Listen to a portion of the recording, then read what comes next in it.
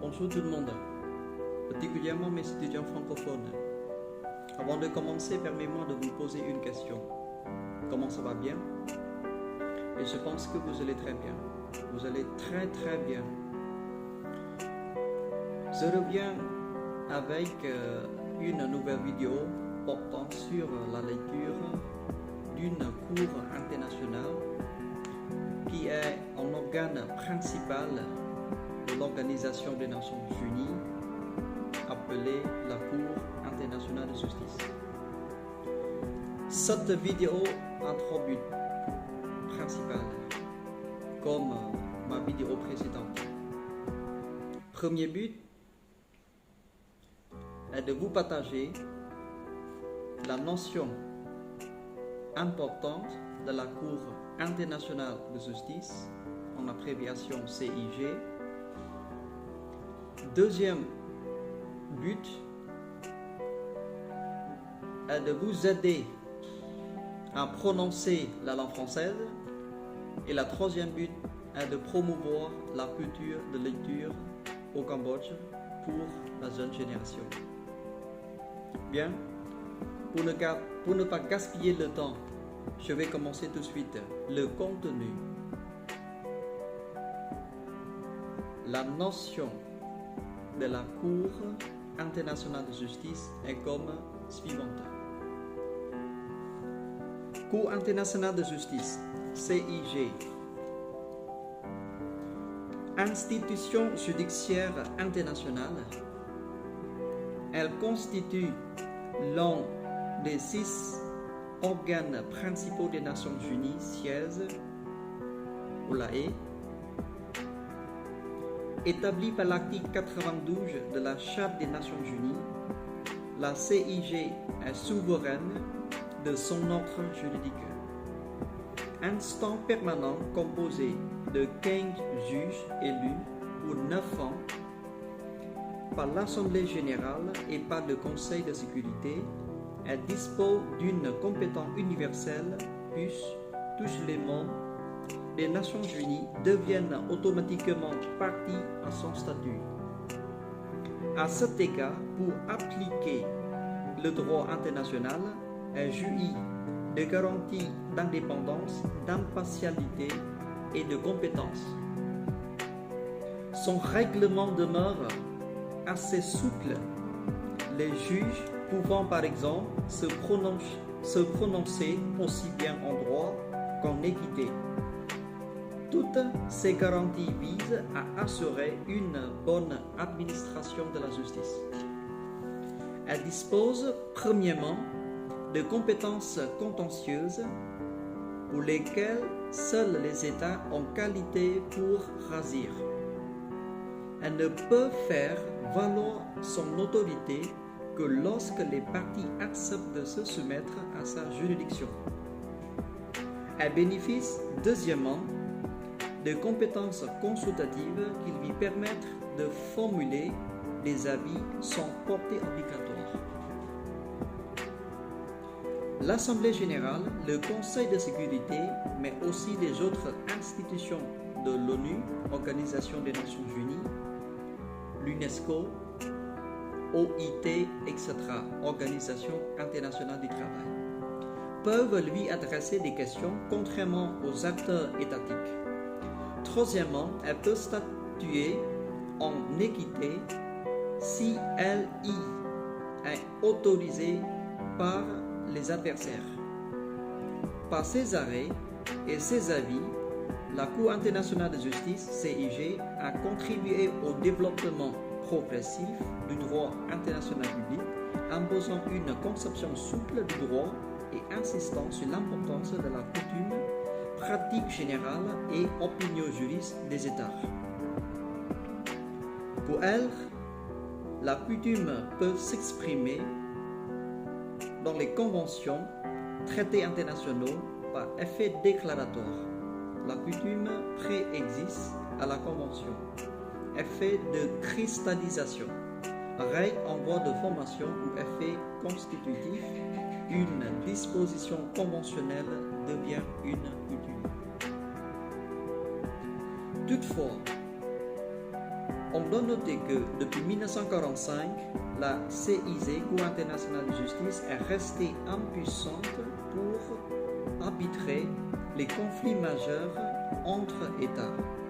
Son action a donc été limitée aux conflits périphériques, d'autant plus que d'autres modes de règlement pacifique des différends lui font concurrent dans la Charte des Nations Unies et que les nouvelles instances judiciaires internationales viennent dorénavant limiter son champ d'application.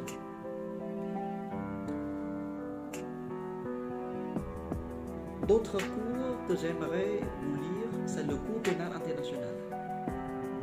Le Cour pénal international, CPI, première Cour pénale internationale permanente de l'histoire, siège La Haye. Créée en 1998, elle revêt une existence légale depuis 2002 lorsque 60 États ont ratifié son traité constitutif.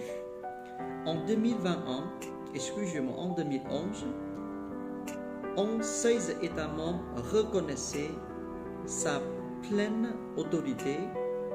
Au cours des années 1990, les ONG humanitaires ont joué un rôle capital dans la jeunesse de cette juridiction internationale. La CPI a finalement été fondée à l'insu d'une conférence mondiale tenue à Rome en juillet 1998 et réunissant 120 États. Les crimes de génocide, les crimes contre l'humanité et les crimes d'agression relèvent de la compétence automatique de la CPI dès lors qu'ils sont constatés par le Conseil de sécurité des Nations Unies.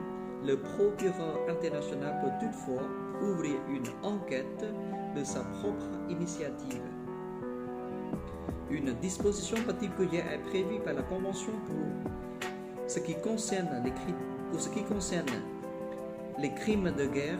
Pendant une période de 7 ans, chaque État choisit de reconnaître ou non la compétence de la CPI sur ce point. Malgré cette importante restriction ménageant la souveraineté étatique, plusieurs États comme la Chine, les États-Unis, l'Inde, l'Irak, l'Iran, Israël, la Russie et la Turquie n'ont pas signé ou ratifié le texte. En 2013, 122 États membres de l'Organisation des Nations Unies avaient ratifié le statut de Rome, acceptant donc ainsi l'autorité de la Cour pénale internationale. La Cour a uniquement compétence pour juger des individus et non des États, cette dernière attribution restant du ressort exclusif de la Cour internationale de justice. En outre, les accusés doivent être nécessairement ressortissants d'États partis au statut et le crime commis sur le territoire d'un État parti ou acceptant la juridiction de la CPI.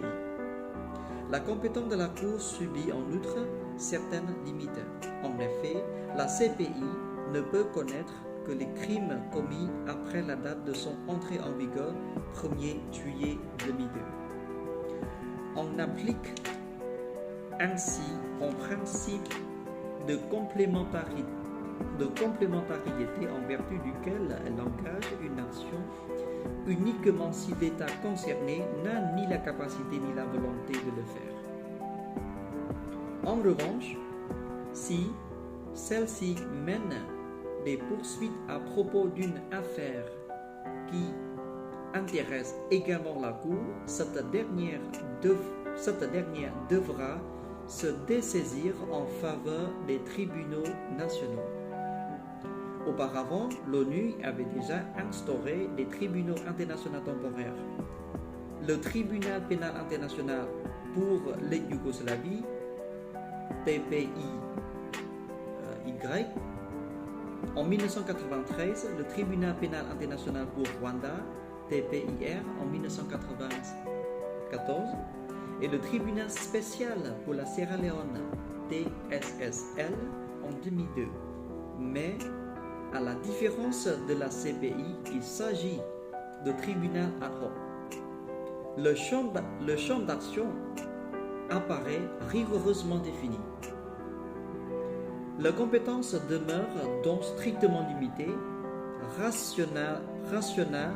rationner l'aussi et rationner tempori, et le caractère semble provisoire.